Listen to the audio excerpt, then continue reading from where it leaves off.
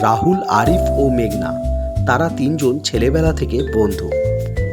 তারা একই গ্রামে থাকত। তারা ছোট থেকেই একই স্কুলে পড়াশোনা করত। তাদের মা বাবার মধ্যেও সুসম্পর্ক ছিল। স্কুল শেষ করে তারা উচ্চশিক্ষার জন্য শহরে গেছে আজ। শহরের কলেজে গিয়ে তারা কলেজ কর্তৃপক্ষকে থাকার রুম চাওয়াতে কলেজ কর্তৃপক্ষ সাফ জানিয়ে দেয় একটি ঘর ছাড়া অন্য কোনো ঘর খালি নেই। এদিকে রাহুল আরিফ ছাড়া থাকবে না, আবার আরিফ রাহুল ছাড়া থাকবে না।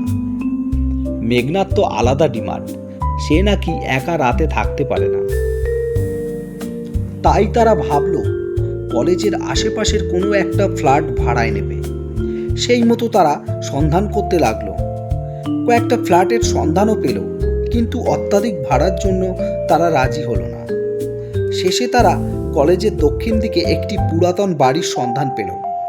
তাই তারা সেখানে গেল এবং বাড়িওয়ালার সাথে কথা বলে সেই বাড়িটি ভাড়ায় নিল।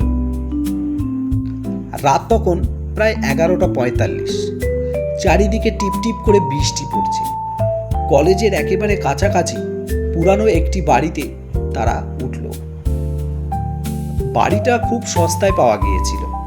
লোকজন বলেছিল বাড়িটা রাত কাটিও না, কিন্তু তারা এসব কথায় বিশ্বাস করেনি। দেখেছিস, লোকজন শুধু ভূতের গল্প বানায়। এত বড় বাড়ি অথচ ভাড়া এত কম। সে তো বুঝলাম, তবে বাড়িওয়ালার চোখ দুটো দেখেছিস?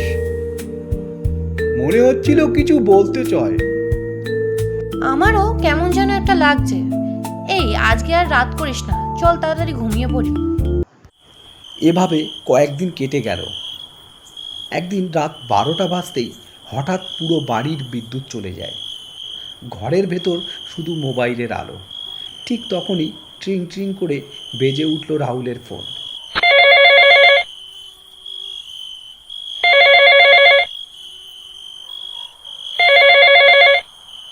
একটা অচেনা নম্বর।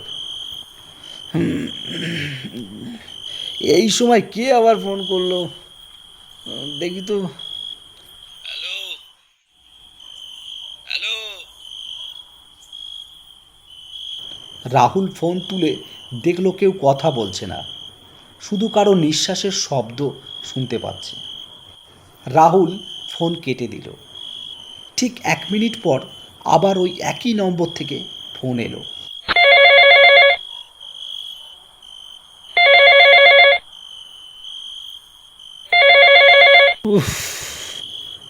এই রাহুল, কে ফোন করছে এত রাতে? আর বলিস না ভাই, কে একজন রং নাম্বার থেকে কল করছে, কিছুই বলছে না, শুধু নিঃশ্বাসের শব্দ পাচ্ছি। দূর, ধরিস না তো, ব্যাপারটা কিন্তু ভালো ঠেকছে না। আরে ধুর, আবার কল। Hello hello hello. আরে কে বলছেন? আরে কিছু বলার থাকলে বলুন, না হলে এত রাতে কেন ডিস্টার্ব করছেন?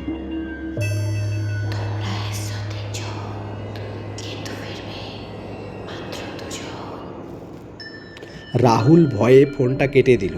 ঘরের ভেতর হঠাৎ ঠান্ডা বাতাস বয়ে গেল। দরজাটা ধীরে ধীরে নিজে থেকেই খুলে গেল।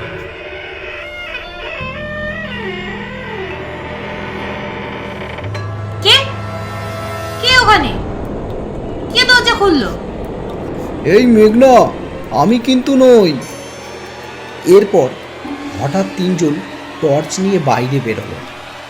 লম্বা অন্ধকার করিডোর। হঠাৎ একটি মেয়ের হাসির শব্দ।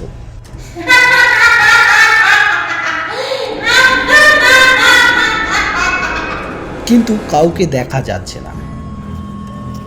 এই শুনেছিস ওটা? এই ওটা আমার হাসির মতো লাগলো না? কে ওখানে? ঠিক সেই সময় হঠাৎ মেঘলার ফোনে একটি মেসেজ এলো। মেসেজে লেখা ছিল, পেছনে তাকিও না। লেখাটা পড়ে মেঘনা ভয়ে জমে গেল। ধীরে ধীরে পেছন থেকে কারো গরম নিঃশ্বাস মেঘলা অনুভব করল। রাহুল, আমার কি পিছনে কেউ দাঁড়িয়ে আছে? সঙ্গে সঙ্গে রাহুল টর্চের আলো জ্বালতেই কেউ নেই, কিন্তু মেঝেতে ভেজা পায়ের ছাপ, একেবারে নতুন, যেন কেউ এইমাত্র হেঁটে গেছে। এই রাহুল, মেঘনা, আমার মনে হচ্ছে এই বাড়িতে আর থাকা যাবে না, আমাদের আমাদের এক্ষুনি বেরিয়ে যেতে হবে। তিনজন দৌড়ে নিচে নামলো।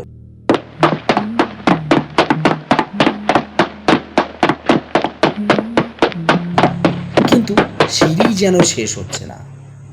তারা যতই নিচে নামছে ততই আবার একই জায়গায় ফিরে আসছে। এই আরিফ, এটা কি করে সম্ভব? আমরা এতক্ষণ ধরে সিঁড়ি দিয়ে নিচে নামছি, তবুও যেন মনে হচ্ছে আমরা একই জায়গায় দাঁড়িয়ে আছি। ঠিক তখনই দেওয়ালে ঝুলে থাকা পুরনো একটি আয়নায় তারা নিজেদের তিনজনকে দেখল, কিন্তু আয়নার ভেতরে চারজন দাঁড়িয়ে আছে। চতুর্থজন একটি সাদা পোশাক পরা মেয়ে, তার মুখে কোনো চোখ নেই, শুধু কালো অন্ধকার। এই আরিফ, আয়নায় দেখ, ওটা কে? সঙ্গে সঙ্গে তারা পিছনে তাকালো, কিন্তু কেউ নেই। আবার যখন আয়নার দিকে তাকালো, সাদা পোশাকের মেয়েটি হাসছে, তারা দেখতে পেল।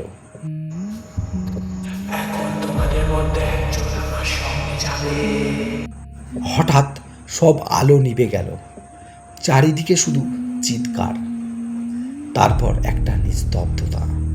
এই আরিফ, এই এই মেঘনা, মেঘনা কোথায় গেলি? এই আমি দেখতে পাচ্ছি না কেন তোদের? এই আরিফ! কোথায় তোরা? পরের দিন সকালবেলা যখন অগ্রিম ভাড়া নিতে এলো, তখন দেখলো ঘরের দরজা বন্ধ, কারো কোনো সাড়া শব্দ নেই। কিছুক্ষণ ডাকাডাকির পর কোনো সাড়া শব্দ না পেলে বাড়িওয়ালা পুলিশকে খবর দিল। কিছুক্ষণ পর পুলিশ এলো। পুলিশ এসে ঘরের দরজা ভাঙতেই দেখল ঘরের ভেতরে আরিফ আর রাহুল অজ্ঞান অবস্থায় পড়ে আছে, কিন্তু মেঘনা নেই। তাকে কোথাও দেখা যাচ্ছে না, শুধু তার মোবাইলটা পড়ে আছে। মোবাইলের শেষ রেকর্ডিংয়ে একটা কণ্ঠ শোনা গেল, সেই রহস্যময় কণ্ঠ। আমি এখন এই বাড়িতেই আছি। মেঘনা নিখোঁজ হওয়ার পর 3 দিন কেটে গেছে। পুলিশ অনেক খোঁজাখুঁজি করেও তার কোনো সন্ধান পায়নি। রাহুল আর আরিফ হাসপাতালে জ্ঞান ফেরার পরও